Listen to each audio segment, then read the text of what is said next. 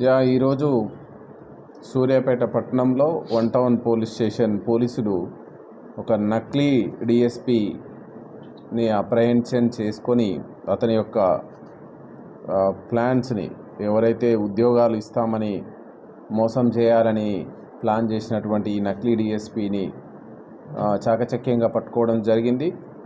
ఈరోజు ఉదయం Sri grand hotel Suryapet town నందు అనుమానాస్పదంగా తిరుగుతున్నటువంటి ఒక వ్యక్తి గురించి యాజమాన్యం వాళ్ళు మనకు ఇన్ఫర్మేషన్ ఇవ్వడం, ఇమీడియట్లీ అక్కడికి వెళ్ళి మనం ఒకరిని అప్రహెండ్ చేయడం జరిగింది. అనుమానాస్పదంగా తిరుగుతున్న వ్యక్తిని అప్రహెండ్ చేసి ఎగ్జామిన్ చేస్తున్న క్రమంలో మనకు అతని బాధితురాలు కూడా మనకు ఫిర్యాదు చేయడం జరిగింది.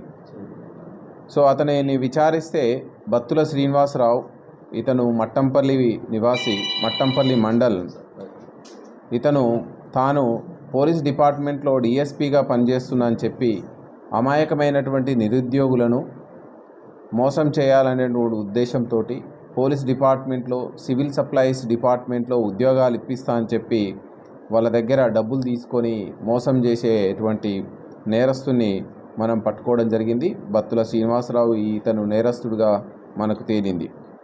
సో ఇతను పూర్తిగా ఎగ్జామిన్ చేస్తే 2024లో సెప్టెంబర్లో ఇతను గతంలో కూడా ఈ విధంగా ఒక 6 పోలీస్ స్టేషన్ల పరిధిలో నేరాలు చేసి జైలుకు వెళ్ళి 2022లో ఇతను బెయిల్ పైన జైలు నుంచి బయటకు వచ్చిన తర్వాత 2024 సెప్టెంబర్ నెలలో కొంతమంది ఆటో డ్రైవర్ల ద్వారా, బార్బర్ షాపుల్లో పనిచేసే వాళ్ళ ద్వారా కొంతమందిని పరిచయం చేసుకుంటూ నేను డిఎస్పీని అని చెప్పి పోలీస్ డిపార్ట్మెంట్లో ఉన్నత హోదాలో ఉన్నని చెప్పి అమాయకమైనటువంటి నిరుద్యోగులకు వల వేస్తూ సో వాళ్ళ దగ్గర డబ్బులు తీసుకునేటువంటి ఎంఓ తోటి ఉన్నటువంటి వ్యక్తి.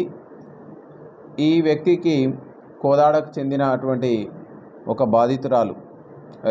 బాధితురాలకి ఎస్ఐ ఉద్యోగం ఇప్పిస్తా అని చెప్పి 36 లక్షల రూపాయలు తీసుకోవడం జరిగింది.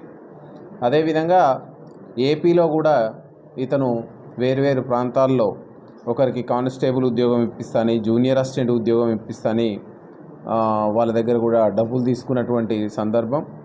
సో ఈ సందర్భంలో బాధితురాలు కూడా మనకు ఇమీడియట్లీ రావడం, ఫిర్యాదు చేయడం, ఇమీడియట్లీ ఇన్స్టెంట్గా నేరస్తుని పట్టుకోవడం, అతన్ని పూర్తిగా ఎగ్జామిన్ చేస్తే అతని దగ్గర ఉన్నటువంటి ఈ నేరానికి లబ్ధి పొందినటువంటి 18 లక్షల రూపాయలని మనం రికవరీ చేయడం జరిగింది. అతని పొజిషన్లో నుంచి ఇతను టెక్నాలజీని కూడా, ఎందుకంటే బాధితులను నమ్మేయడానికి వాకీటాకీలని, నేమ్ ప్లేట్ని, యూనిఫామ్ని, పోలీసు ఏవైతే నేను పోలీస్ అని నమ్మడానికి అవకాశం ఉన్నటువంటి అన్ని ఎక్విప్మెంట్స్, యూనిఫామ్, లాఠీ, బెల్ట్, ఇవన్నీ ఈవెన్ రిజిస్టర్ ఆల్సో సో ఇతను మెయింటైన్ చేస్తూ సో అందరినీ అమాయక ప్రజలను మోసం చేసేవాడు.